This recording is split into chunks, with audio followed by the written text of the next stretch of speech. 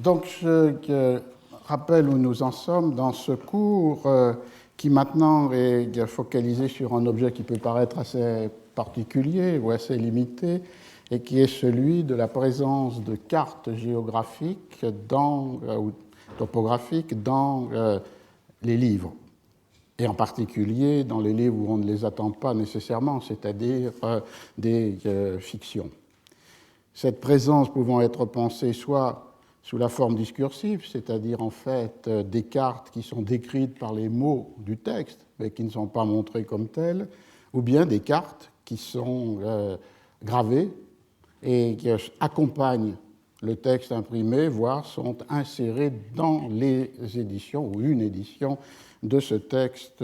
imprimé. L'enjeu derrière ce point intéressant mais précis, c'est évidemment cette esquisse de géographie littéraire qui serait un élément important du thème général du cours, c'est-à-dire les textes sans frontières, la circulation au-delà des frontières nationales ou des identités linguistiques de certaines œuvres. Et donc, du coup, de réfléchir, comme on l'a fait dans les deux premiers cours, sur les espaces de circulation des textes à travers non seulement leurs éditions, leurs traductions, mais aussi leur appropriation théâtrale, festive. Et puis, il y a le deuxième volet, qui est celui où nous en sommes aujourd'hui, c'est que les espaces dans les textes eux-mêmes, dans les œuvres elles-mêmes, dans les livres eux-mêmes, et donc du coup, cette attention portée sur les cartes dans les livres. Et j'avais commencé la fois dernière avec évidemment la carte qui, dans le contexte français, apparaît comme la première de ces cartes à l'intérieur d'un livre. Je reviendrai tout à l'heure sur la généalogie de plus longue durée de cette présence, mais perçue comme telle au XVIIe siècle, on le verra grâce à Sorel, la carte qui apparaît en 1654 dans la première édition du premier volume de la Clélie de Mademoiselle de Scudéry, est connue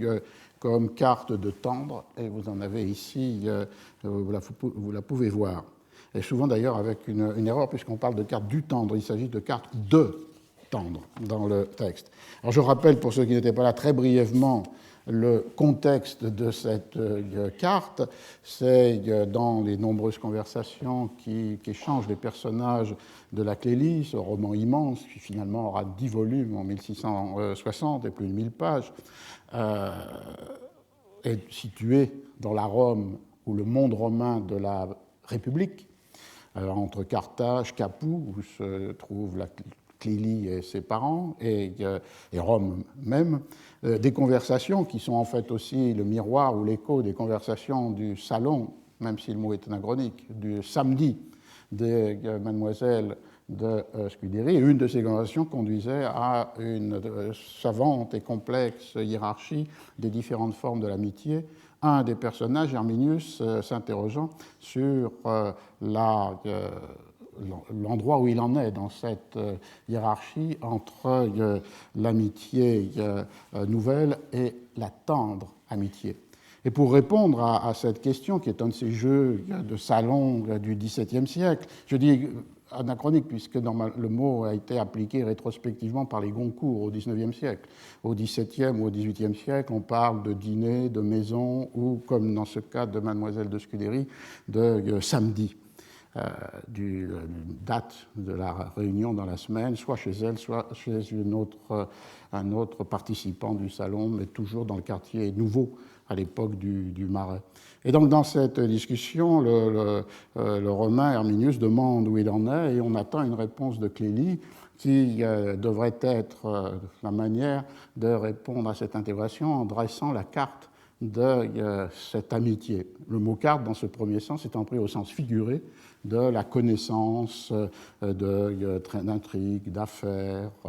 Et pour que ce soit plus explicite, les autres interlocuteurs de cette conversation espèrent qu'elle va mettre sur le papier cette carte, mais ils attendent une lettre ou un billet. Et l'invention de Clélie, dans le texte lui-même, c'est justement de ne pas se contenter d'un billet qu'elle va écrire, mais qui va accompagner une véritable carte, comme dit le texte, et qui est la carte de Tendre qu'elle dessine très rapidement, en une demi-heure, dit le texte, sur les tablettes, c'est-à-dire, on en a parlé la fois dernière, c'est-à-dire ces supports de l'écriture ou du dessin qui ne sont pas du papier ordinaire, qui ne nécessitent pas l'utilisation d'encre et de plumes, mais qui peuvent être avec un style ou un crayon sur cette surface qui permet d'écrire et d'effacer. Et du coup, on en est là, et dans le texte, il y a comme un redoublement de ce qui est la circulation de cette carte dans la fiction et dans la réalité du livre. Dans la fiction, Seller, qui est le narrateur de l'ensemble de la Clélie, du roman, déclare que pour vous le faire voir, madame, la destinataire du texte, dans le texte étant la princesse des Léontins, pour vous le faire voir, madame, voyez, je vous prie une copie de cette ingénieuse carte que j'ai toujours conservée soigneusement depuis cela. Donc, dans le texte lui-même, l'idée d'une copie de cette carte dessinée par Clélie et qui est remise à la destinataire du récit, la princesse des Léontins. Et ceci est redoublé dans la matérialité même du livre, puisque, ajoute l'auteur, à ces mots, Seller donna effectivement la carte qui suit cette page à la princesse des Léontins, qui en fut agréablement surprise. C'est-à-dire qu'ici, à la place de Seller, vous avez mademoiselle de Scudéry, auteur du texte, et à la place de la princesse des Léontins, la destinataire du livre, mademoiselle de Longueville, et finalement le lecteur qui a acquis une édition, un exemplaire d'une édition dans laquelle il trouve, après cette page, insérée la carte de Tendre. Cette carte est ensuite expliquée, je reviendrai sur ce thème, puisqu'un des thèmes qui peut donner amplification à ce que j'essaye de faire ici, c'est évidemment comment on pense au XVIIe siècle les rapports entre l'image, qu'elle soit illustration et qu'elle soit carte, et le discours. Et donc, du coup, ici, accompagne la carte remise au lecteur, ou dans la fiction, remise à la princesse des Léontins, d'un commentaire, et qui est en fait ce que Clélie a écrit sur un billet accompagnant la carte qu'elle a remise à Herminius. Et c'est ce que vous pouvez suivre sur cet écran, puisque cette carte, comme on le verra, peut être soit à l'intérieur des exemplaires de la Clélie, soit transformée en une estampe qui est séparée du texte. Et ce qui est montré ici, ce sont les trois chemins qui permettent d'arriver à tendre amitié. L'un qui est en voie directe, qui est arrivé à tendre sur inclination. C'est pour ça que tendre le tendre, c'est comme je disais, le Chambon sur Lignon ou Stratford upon Avon, c'est un nom de lieu qui est là, donc une allégorie. On peut arriver directement à tendre sur inclination, c'est la voie centrale, comme vous voyez, qui suit cette rivière avec la ville de Tendre sur inclination, et il y a des voies plus complexes avec de nombreuses étapes, de nombreuses haltes, quelques risques, et qui permettent d'arriver soit à Tendre sur Estime, et ce sont les étapes qui se trouveraient sur la droite de la carte, ou bien à Tendre sur Reconnaissance, qui serait sur la gauche de la carte, avec les étapes qu'il faut suivre pour là arriver menacé sur le côté droit, Tendre sur Estime par le lac d'Indifférence, et menacé sur le côté gauche pour arriver à Tendre sur Reconnaissance par cette mer d'inimitié, les deux écueils, évidemment, où on peut, si on se dévie de sa route, tomber, non, de ne jamais arriver à quelque forme que ce soit de tendre amitié. Ce parcours, qui est une forme d'allégorie, est conduit, donc du coup, avec une radicale séparation, et on a souvent mal commenté cette carte de ce point de vue-là, entre une carte qui est sur l'amitié, qui cartographie des cheminements ou des catégories d'amitié, comme le faisait le texte. Vous vous souvenez, 7 catégories d'amitié distinguées par Clélie, et non pas l'amour, puisque la séparation en est radicale au sommet de la carte, avec la mer dangereuse et de l'autre côté, cette terre inconnue. Et le commentaire de la carte,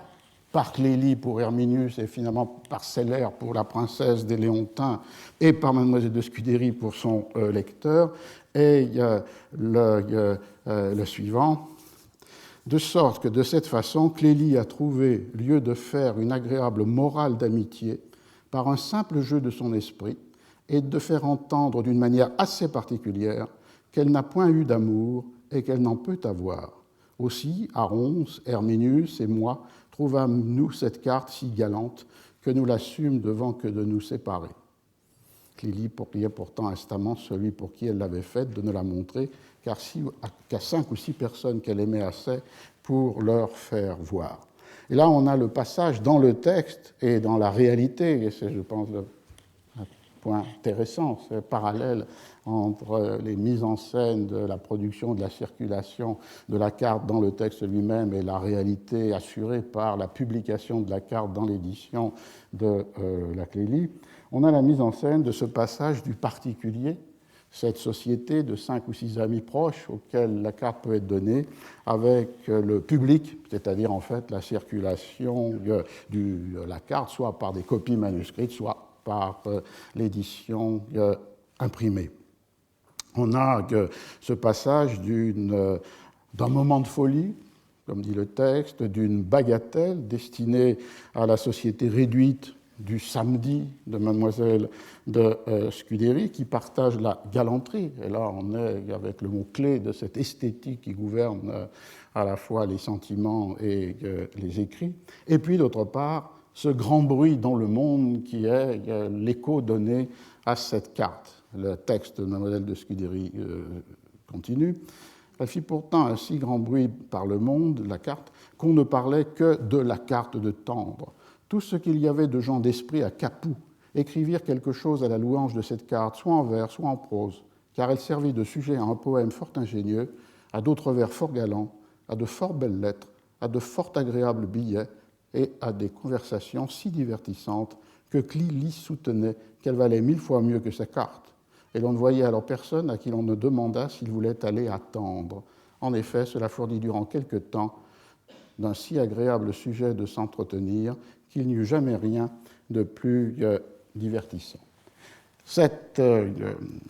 passage donc, du particulier du samedi au public qui s'empare de la carte, et d'abord dans la société lettrée avec tous ces jeux d'écriture ou de conversation, et au-delà le bruit public, peut renvoyer à ce qui est le récit, non pas dans le texte de la production de la carte, mais le récit hors le texte de la manière dont cette carte a été imaginée dans la petite société de Mademoiselle de Scudéry. Puisque là, on a une petite société dans laquelle les personnages se donnent des noms de fables ou d'imagination. Mademoiselle de Scudéry est Sappho. Pélisson, qui veut s'approcher de cette amitié tendre avec elle, est Acanthe, et c'est lui qui tient une sorte de registre qui a été publié sur les conversations, les poèmes, les billets qui circulent dans le samedi. Et c'est comme cela que l'on a un texte dans ces chroniques du samedi, c'est le titre du recueil manuscrit de Pélisson. On a la description des raisons qui ont conduit à cette fiction dans la fiction, à cette fiction à cette fable de la carte à l'intérieur du roman de Clélie. Je cite Pélisson. En une conversation du samedi, Sappho, Mademoiselle de Scudéry, ayant fait sur le sujet de l'amitié une distinction entre ses nouveaux amis, ses particuliers amis et ses tendres amis, Acanthe, Pélisson lui-même, demanda de quel rang il était. Et on lui dit qu'il était des particuliers. Il s'avisa de demander s'il y avait bien loin de particuliers à tendre, et si un homme qui marcherait toujours en diligence pourrait espérer d'y arriver depuis le mois de novembre, où on était, jusqu'au mois de février, qui était celui où finissaient les 6 mois que Sappho avait pris pour l'éprouver. Il lui fut répondu que ce serait suivant la route qu'il tiendrait, parce que s'il manquait le chemin, il n'y arriva jamais. Il demanda combien il y avait de routes. On lui dit qu'on y pouvait aller par eau, par terre et par air, et qu'il choisirait laquelle des 3 il voulait. Il dit que c'était la dernière, comme la plus courte, et qu'il trouverait plutôt l'invention de voler. Sur quoi il fut parlé de plusieurs personnes qui avaient cru que cela n'était pas impossible. Cette galanterie, au reste, étant poussée plus avant, donna naissance à la carte de Tendre. Donc on a dans le récit de Pélisson à la fois la proximité, puisque c'est le débat sur les catégories de l'amitié, c'est la question de Pélisson à Kant, et finalement c'est l'idée d'une réponse donnée par une carte, ici une carte imaginée, une carte figurée, qui donne naissance à la matérialité même de la carte de Tendre, avec cette différence, vous l'avez entendu, puisque ici il y a un chemin direct qui est évidemment le chemin de la voie d'eau, et des chemins plus complexes avec des menaces ou des périls qui sont les chemins terrestres, alors que le jeu dans le salon, entre guillemets, c'était évidemment de Pélisson de répondre qu'il prendrait le chemin le plus court, c'est-à-dire de voler par les airs. Donc il y a une novation qui est introduite par cette carte de Tendre, et entre les années 1650 et 1660, dans les 2 décennies, on a une multiplication de ces cartes allégoriques, au moins une quinzaine. Je voudrais m'attacher à 2 qui sont des cartes sentimentales, avec l'intérêt d'une querelle de priorité par rapport à la carte de Tendre dans le roman de Mademoiselle de Scudéry, La Clélie. Alors, la première, la seconde, si je me souviens comment on fait, voilà. C'est une carte qui est la carte du royaume de Coquetterie. C'est une carte datée de 1655. Et cette carte a été dessinée, puis gravée, à partir d'un texte qui, lui, a été publié en 1654, qui est un texte de l'abbé d'Aubignac, par ailleurs un savant bien connu pour sa pratique du théâtre, donc une sorte de poétique théâtrale qui a régi le genre dans le XVIIe siècle. Cette carte, donc, est comme la traduction matérielle d'une carte présente sous une forme discursive dans le texte de l'abbé d'Aubignac, qui a pour titre « Histoire du temps » ou « Relation du royaume de Coquetterie », extraite du dernier voyage des Hollandais aux Indes du Levant. C'est un livre assez bref, d'une 70 pages, 80 pages, qui a été publié par Charles de Cercy, qui était un des libraires du Palais spécialisé dans les nouveautés littéraires, en particulier le répertoire lié à la préciosité. Dans ce livre, l'abbé d'Aubignac imagine une fiction qui est un récit de voyage imaginaire, supposément hollandais et supposément aux Indes du Levant, et le texte s'ouvre avec cette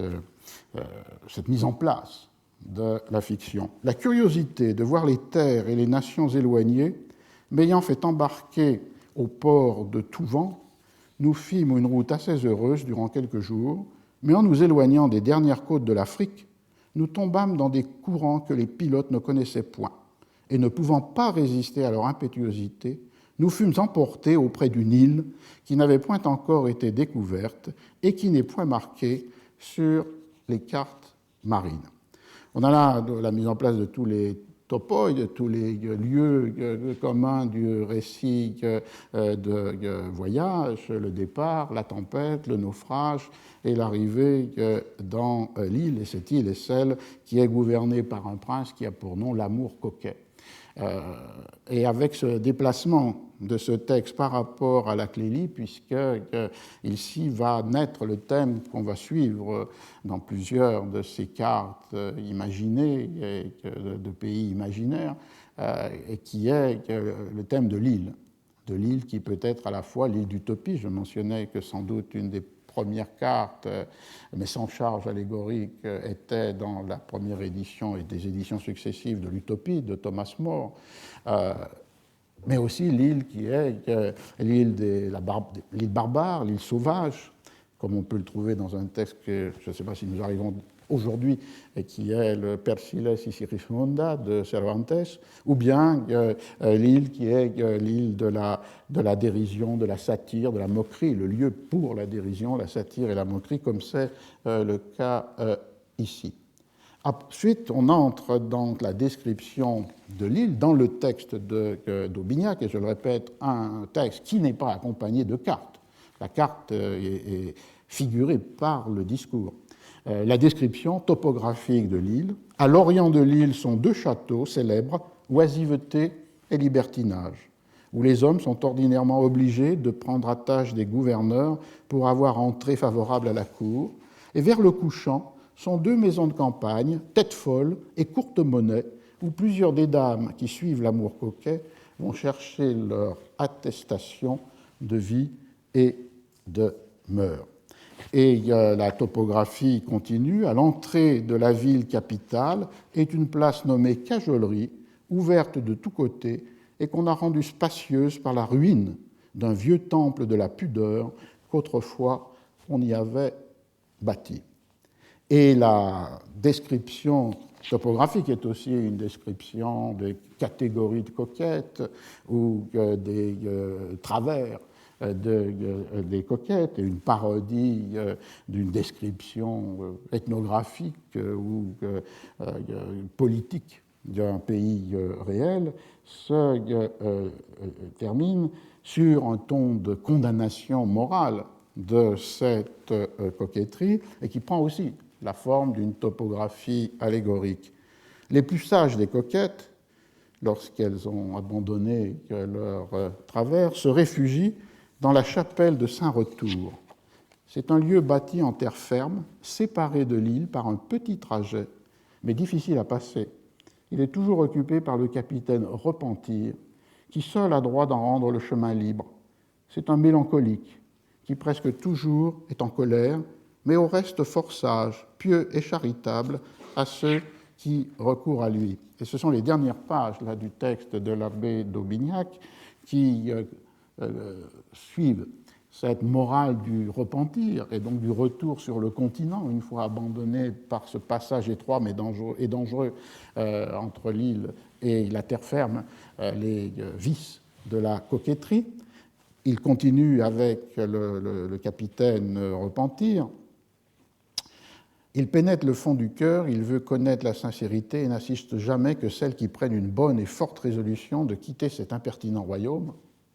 le royaume de coquetterie, car alors il les conduit en sûreté dans cette chapelle miraculeuse où, sitôt qu'elles sont arrivées, elles ouvrent les yeux, s'aperçoivent bien qu'auparavant ils étaient fermés et découvrent que tout ce qu'elles pensaient voir n'était que des illusions, que toutes les douceurs de cette île ne sont que des amertumes déguisées et que les plaisirs apparents y produisent toujours de véritables douleurs. Et la dernière page du texte est la suivante. Ce lieu qu'il nomme faussement en langage du pays le palais des bonnes fortunes, qui était un autre élément de cette topographie de l'île de coquetterie, qui est en vérité le piège des imprudents, l'erreur de la jeunesse, l'amusement de l'oisiveté, l'opprobre des conversations, l'occupation des folles, le mépris des sages, la ruine de la santé, la désolation des familles, l'écueil des vertus et la source de mille impiétés. Ainsi, prenant de meilleurs sentiments et des routes toutes contraires à celles qu'elles avaient suivies, les coquettes, elles jouissent d'un repos et d'une satisfaction véritable qu'elles avaient inutilement recherchées dans le séjour des troubles et des infortunes. On voit qu'il y a une dimension, évidemment, dans ce texte, qui est la dimension d'une condamnation morale de la coquetterie, non pas immédiatement, explicitement en termes chrétiens, même si la référence à le repentir et son capitaine et surtout la chapelle de Saint-Retour peuvent introduire cette dimension. Alors, par rapport à ce texte, qui circule donc à partir de 1654, la même année que la publication de la Clélie, une carte est faite, mais qui n'était pas, comme je le dis, dans le texte, mais qui est celle-ci. Et cette carte est très fidèle à la description que j'ai donnée, puisque vous y voyez libertinage dans la topographie du texte est fidèlement rendue par l'image, avec ces deux bâtisses à l'Orient et à l'Occident, libertinage et oisiveté, avec la place de cajolerie et le temple ruiné de la pudeur, et puis, pour arriver à la fin, ce petit détroit entre l'île de Coquetterie et la terre ferme, où vous voyez la chapelle de Saint-Retour et le navire du capitaine Repentir qui fait passer celles qui ont pris conscience des égarements que représentait la coquetterie. Le troisième temps de cette histoire de coquetterie, après le texte de d'Aubignac, publié par Cercy 1654, la carte gravée en 1655, c'est une réédition du texte d'Aubignac, qui est présenté comme revue, corrigée et augmentée de nouveau, et qui a un titre légèrement différent, Nouvelle histoire du temps, ou la relation véritable du royaume de Coquetterie en 1655, l'année même de la carte. Et c'est là où se met en place la querelle de priorité, puisque d'Aubignac revendique la priorité dans cette production de cartographie de type sentimental et allégorique. Et dans cette réédition de 1655, il y a cette déclaration « Non, non, la coquetterie n'est point fille de tendre, elle est bien plus âgée que lui », avec une ambiguïté. Est-ce que c'est une référence à l'antériorité des sentiments de la coquetterie avant la tendresse, une référence à l'idée d'une carte figurée, décrite par les mots, ou finalement même à l'idée d'une antériorité de la carte dans sa matérialité, déjà présente ou inventée par d'Aubignac avant même la publication de la carte réelle en 1655. On a ici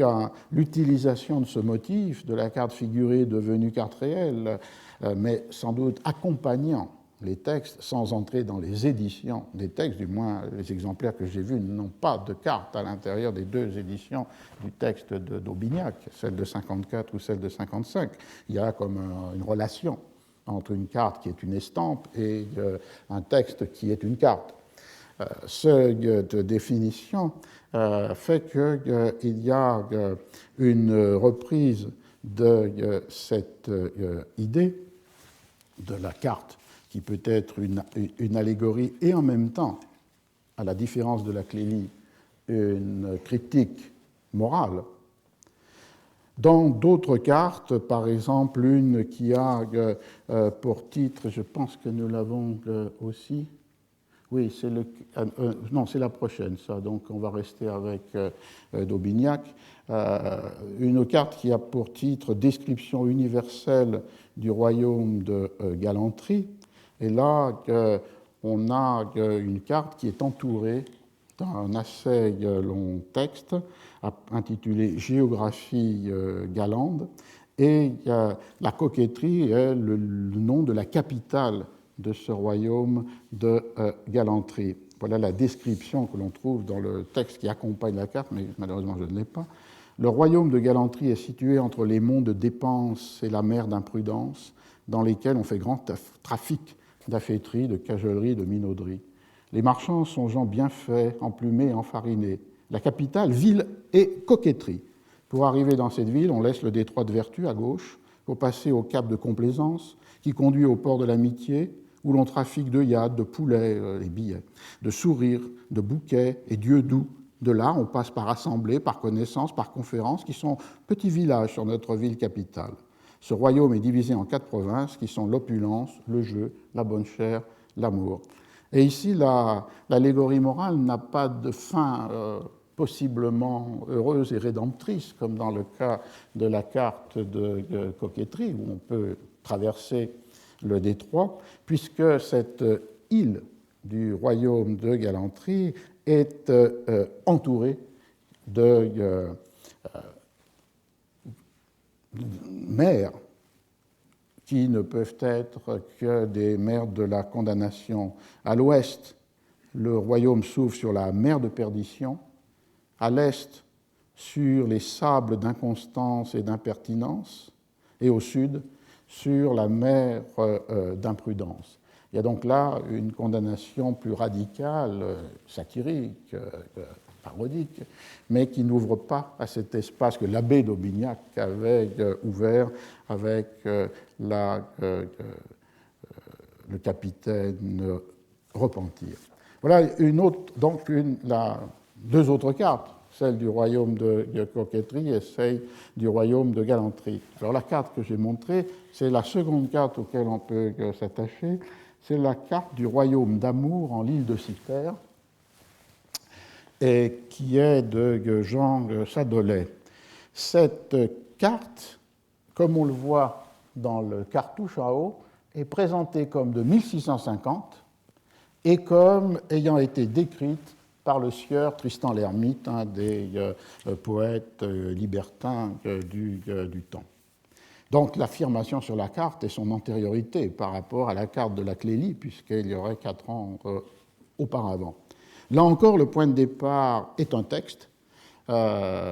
qui porte au titre Carte du royaume d'amour. C'est un texte qui a été publié en 1658 dans un recueil de pièces en prose les plus agréables de ce temps.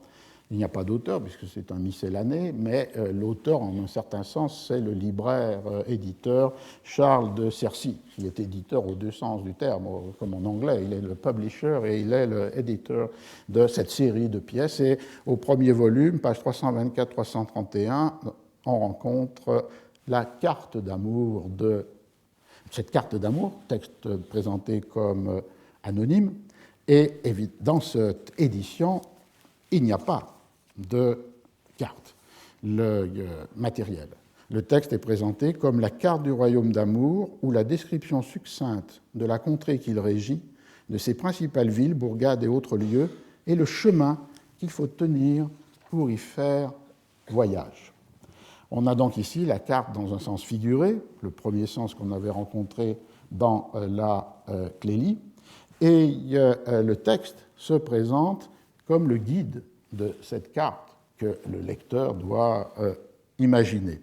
Le premier paragraphe de ce texte très bref, que vous l'avez entendu, page 324-331 dans l'édition. Le royaume d'amour, dit le texte, est situé fort près de celui des Précieuses. C'est une contrée fort agréable, où il y a de la satisfaction de voyager quand on en sait la carte. Et on retrouve l'expression « savoir la carte » qui était connaître le mécanisme, les affaires, le fonctionnement. Quand on en sait la carte en perfection et qu'on n'est point en hasard de s'y fourvoyer,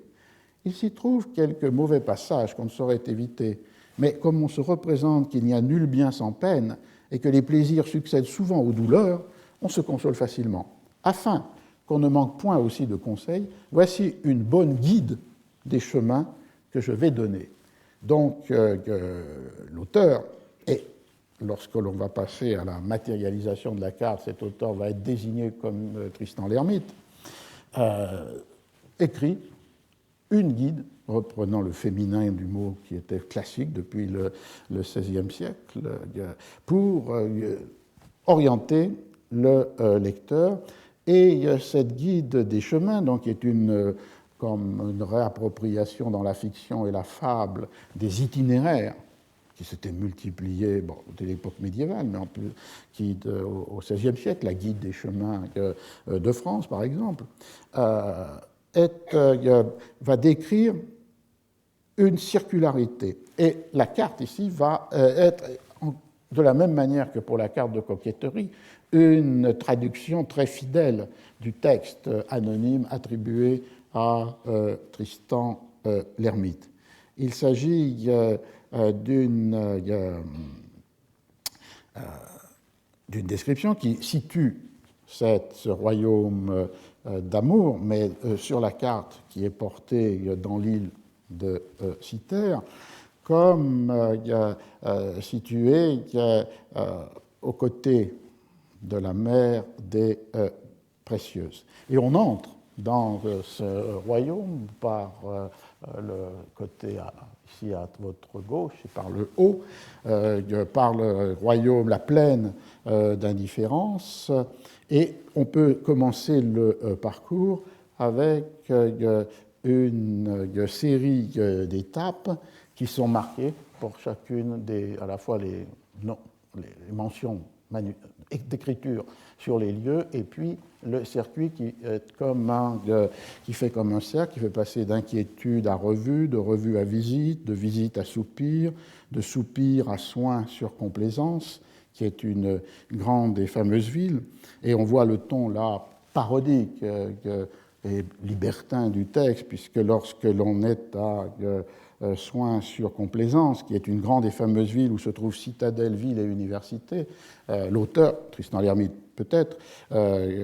décrit ainsi: l'université a d'excellents professeurs qui sont passés docteurs en fleurettes, rondeaux, bourrimées, triolets, bons mots et contes agréables. On tient qu'ils étudient depuis longtemps pour trouver la plus fine raillerie, mais que la plupart se sont jusqu'ici rongés les ongles jusqu'à la chair vive sans en pouvoir venir à bout.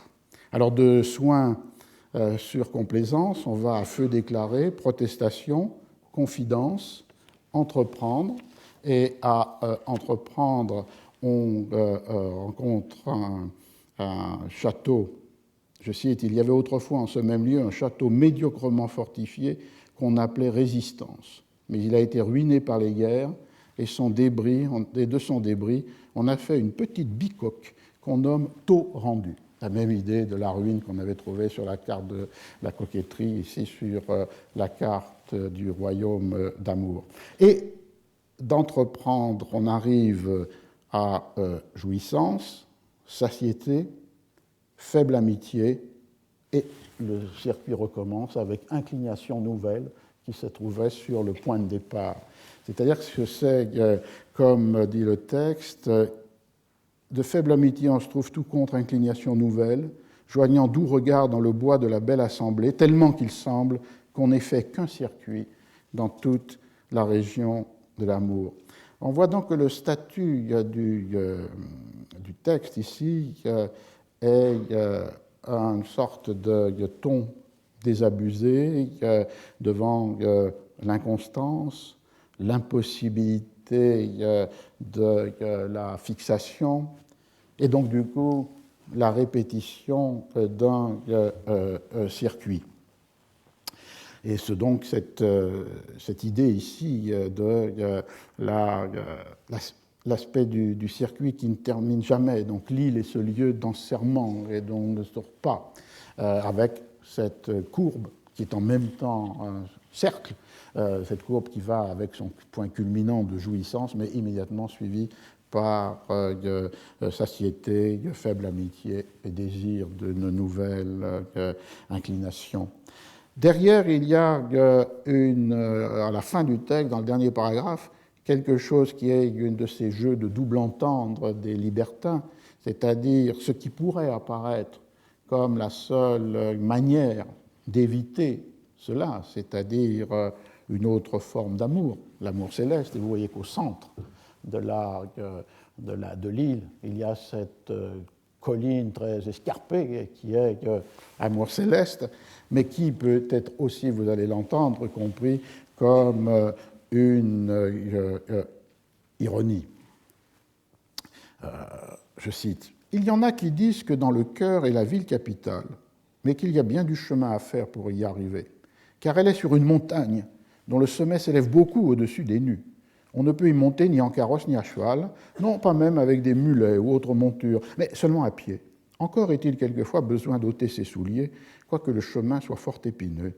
Plusieurs graves auteurs ont écrit les singularités de cette ville qu'on appelle Amour céleste. Les modernes l'ont nommée sainteté monastique. Il n'y entre point de gens de mauvaise vie. Les gardes qui veillent aux portes en défendent l'entrée, quelque bonne mine qu'ils puissent faire pour se déguiser. Les habitants de cette cité sont très heureux, parce qu'ils trouvent leur bonheur en eux-mêmes. Leur âme est toujours en repos, bien que leur corps soit souvent en peine. Ils mangent peu, ne dorment guère, et disent souvent un grand chapelet, afin que le reste des habitants de cette province se convertissent et se rendent dignes de vivre avec eux dans cette belle habitation. » On a exactement ce registre qui est celui de beaucoup de textes des libertins, Cyrano de Bergerac, Tristan l'Hermite, et qui est apparemment cette morale chrétienne d'amour céleste, qui est l'alternative posée à cet circuit sans fin, toujours recommencé et toujours décevant du royaume d'amour en l'île de Cythère, mais en même temps, avec tout ce que les nuances qui sont données, les modernes qui l'ont appelé sainteté monastique, et le ton, pour celui qui sait lire, qui est aussi un ton finalement de dérision ou de parodie. La question posée par cette articulation entre un texte publié en 1658 et une carte qui se prétend de 1650 et qui, je le répète, dans ce cas-là, n'est pas dans l'édition, c'est la question de savoir si on n'est pas aussi à nouveau devant la querelle de priorité, puisque cette date de 1650 n'est pas retenue maintenant par ceux et celles qui ont étudié cette carte du royaume d'amour, l'hypothèse pouvant être 1654 comme la Clélie, voire 1659, donc après la publication de la carte, des deux cartes, le royaume de coquetterie et la carte de Tendre. Avec cette série de cartes, vous voyez qu'on est devant une série de déplacements par rapport à la carte de Tendre de la Clélie, même si c'est à partir du succès, de l'intérêt, du bruit public de la carte dans l'édition de la Clélie que se sont multipliées ces cartes allégoriques, cartes de sentiments, et comme vous voyez ici, toujours déplacement de l'amitié qui est l'objet de la carte de la Clélie à l'amour, et l'amour perçu dans ses excès ridicules avec la coquetterie ou dans sa déception inéluctable avec le royaume d'amour. Donc on a ce premier déplacement, on a ce second déplacement qui je crois est important, que Franck Lestringant l'a étudié dans un livre, c'est ce déplacement du continent. Le royaume de Tendre est un continent, alors que tous ces royaumes que nous avons vus, coquetterie, galanterie, amour, sont des îles, avec l'île comme cette tension entre le lieu d'une possible utopie, c'est-à-dire d'un monde meilleur que le monde du continent, mais aussi comme le lieu des égarements, des pertes de la civilité, du désordre du cœur et finalement de la perdition. Et puis un troisième déplacement, c'est le déplacement de l'histoire romaine qui est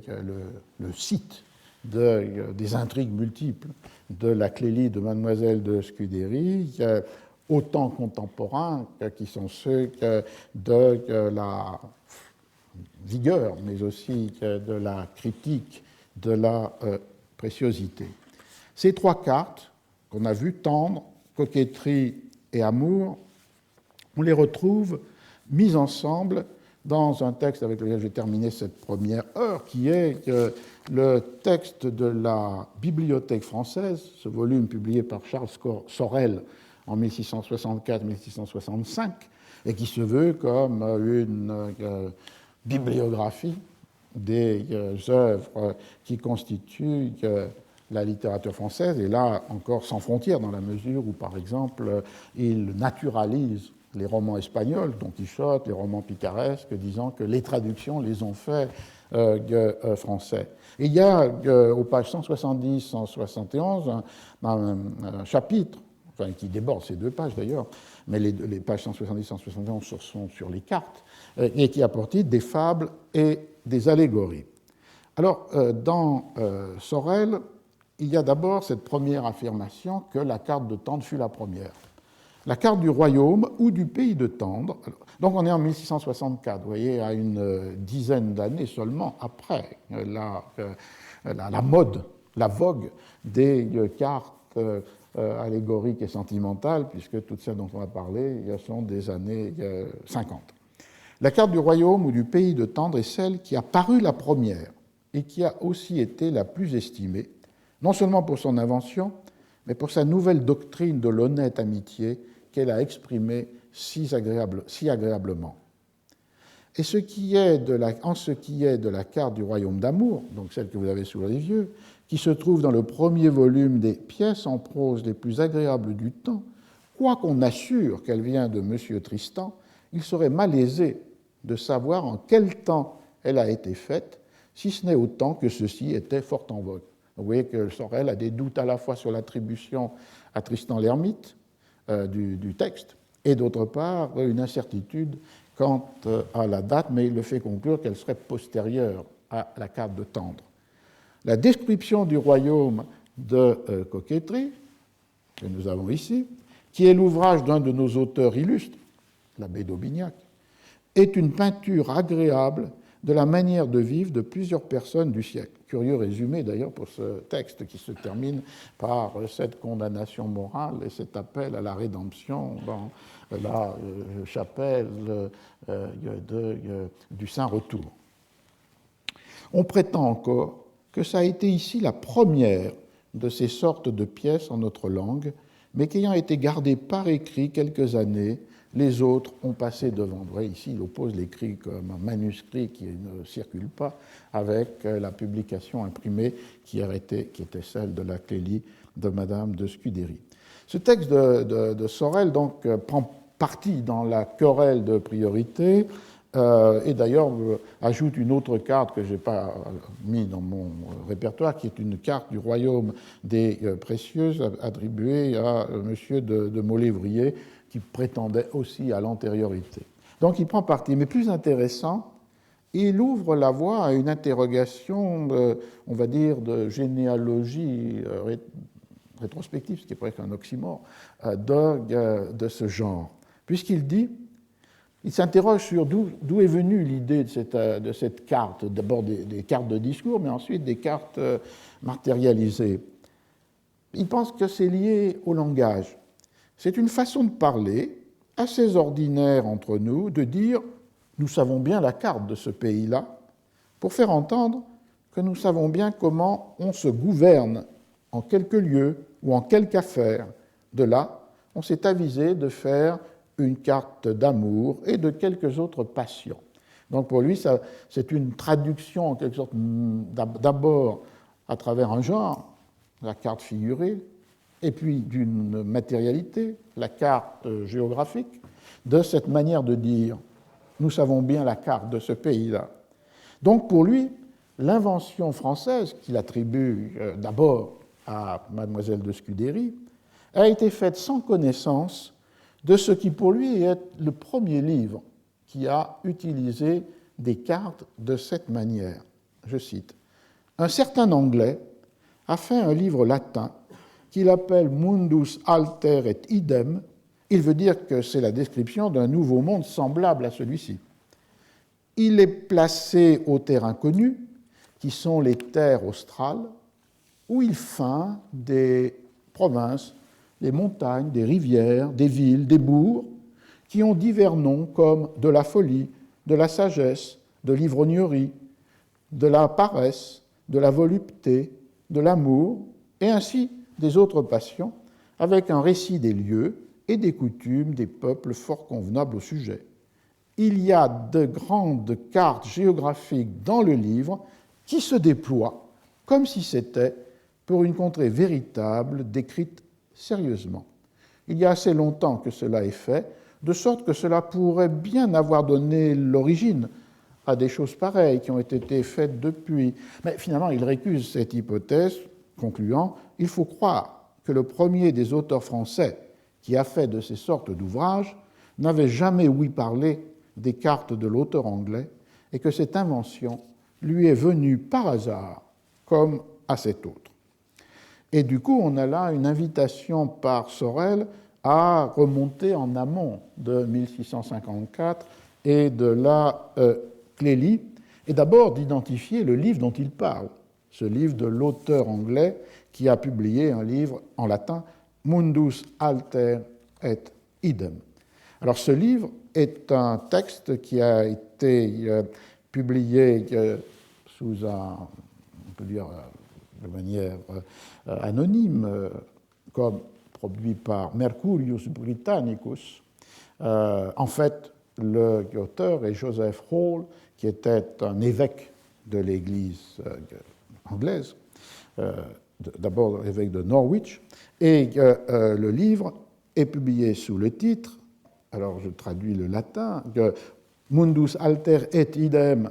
un nouveau monde semblable à celui-ci, traduisait Sorel, on pourrait traduire un autre et même monde, où la terre australe, jusqu'à présent toujours inconnue par les grands voyages des savants voyageurs, est récemment parcourue par l'auteur Mercurius Britannicus. C'est un texte satirique, de satire politique et sociale, qui paraît à Londres sous une fausse adresse, Francfort, chez les héritiers de Ascanius de Rignalme, qui est un nom inventé, l'imprimeur ou le libraire-éditeur sont londoniens, anonyme, Mercurius Britannicus, et sans date. La date est estimée maintenant à 1605-1606. Et donc l'auteur est caché, il n'est définitivement établi que vers la fin du XVIIe, en 1674, par le bibliothécaire de la Bodleian Library. Mais il y a déjà la circulation de l'attribution à Joseph Hall, par exemple par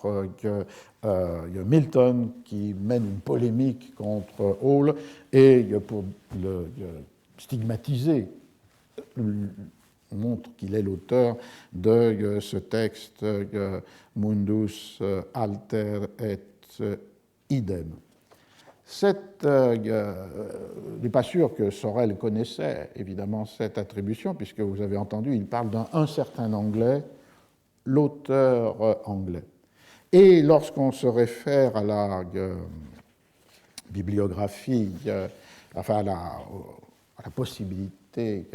d'entrer en contact avec ce livre sur le site de l'Early English Books, on voit effectivement que c'est un ouvrage qui a des cartes dans ses éditions en latin. Il y a deux éditions en 1605, date vraisemblable, l'une avec 9 cartes ou croquis géographiques et l'autre avec 5 cartes. Toutes les deux sont sous cette fausse adresse de Francfort. Et il y a une réédition en 1607 avec 5 cartes, toujours sur une fausse adresse, qui est à Novia, chez Gulielmus Antonius, en Hanau, en fait, là encore, une édition londonienne. Le texte est traduit en anglais en 1609, réédité en 1613 ou 1614, publié par ce libraire-éditeur que nous avons rencontré, que l'on rencontre presque automatiquement dans ces matières, qui est Edward Blount, puisque c'est lui, comme je l'avais rappelé, qui est spécialisé dans l'édition de textes traduits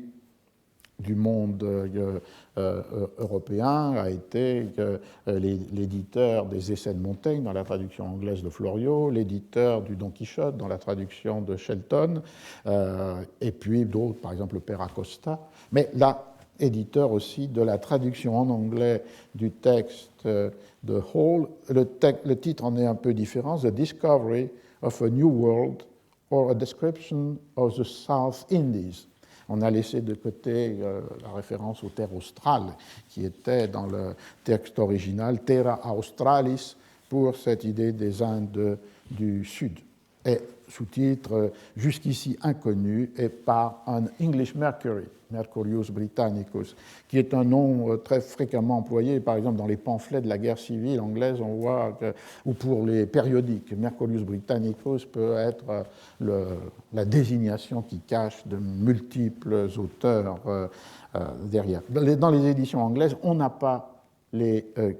carte. Les cartes n'apparaissent que dans les 3 éditions latines que j'ai mentionnées. Et on peut supposer que Sorel connaissait le texte par sa réédition de 1643, là encore avec une fausse adresse, Utrecht, Ultraiectus, mais sans doute Londres. Et ce qui est intéressant dans cette réédition de 1643 du texte latin, il est lié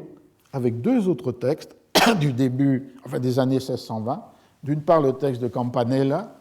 Civitas Solis, la cité du soleil, et d'autre part, le texte de Francis Bacon, Nova Atlantis. Le texte de Campanella avait été publié en 1623 et le texte de Bacon en 1627. Comme si la catégorie de texte utopique pouvait rassembler ces différents textes. On voit que la matrice du texte de Hall est multiple, c'est-à-dire d'un côté, il y a l'utopie, mais dans un sens l'anti-utopie, parce que la description n'est pas la description d'un état idéal supérieur ou meilleur que la réalité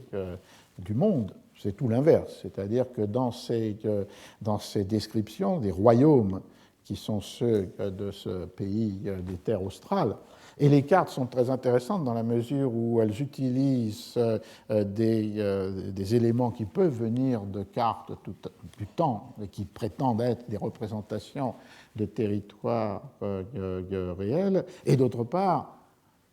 en bas de la carte, au sud, dans le monde austral, la prolifération imaginative de terres, royaumes, continents et mers, qui sont nommés pour les 4 grands royaumes que décrit Hall, le royaume de Crapulia, c'est-à-dire là le royaume d'ivrognerie, de gloutonnerie, le royaume de Viraginia, c'est le royaume des viragos, des femmes qui dominent les hommes, le royaume de Moronia, c'est le royaume des fous, et le royaume de Lavernia, c'est le royaume des voleurs. Et d'ailleurs, dans ce partie-là, il y a une sous-province qui est très intéressante, qui a fait l'objet d'études récentes, par d'un PhD, qui est une discussion sur le plagiat, la province de Plagiaria, qui est à l'intérieur de cette grande terre de tous les voleurs, et qui peut être un thème intéressant, puisque le plagiat peut être donc désigné et en même temps ne peut pas être construit sur les mêmes caractéristiques, je le disais dans le premier cours, que le plagiat qui est postérieur à l'invention d'une propriété intellectuelle telle qu'elle se définit au XVIIIe siècle. Donc voilà, on a une sorte d'utopie mise à l'envers, puisque ce qui est des terres, normalement, d'une imagination d'un monde meilleur, ici, sont transformés comme les lieux des pires vices. C'est aussi, donc, du coup, une matrice qui est présente derrière ce texte, qui est la matrice du monde à l'envers, si fréquente sur les estampes dans tous les pays européens, il mondo alla rovescia, le monde à l'envers, the world turned upside down, el mundo al revés. Donc, un genre qui peut être un genre d'image et qui peut être un genre de texte. Et dans les détails de l'analyse ou de la description par Joseph Rawle, on voit de très fréquentes figures du monde à l'envers, la figure la plus forte étant évidemment le royaume de Virginia, c'est-à-dire la femme qui domine. Et puis, la troisième matrice pourrait être aussi liée à son identité d'évêque de l'Église réformée d'Angleterre, une parodie à plusieurs moments du catholicisme. Donc on a un texte intéressant et qui pourrait apparaît dans tous les cas à Sorel en 1664 comme le premier livre qui a inventé l'idée de mettre des cartes imaginaires dans le texte, même si, comme il veut le montrer, ce n'est pas nécessairement la source des inventions françaises qui auraient pu être séparées et rencontrer la même idée à partir des usages de la langue et du terme carte dans l'usage commun de la langue. Donc voilà un premier élément de cette généalogie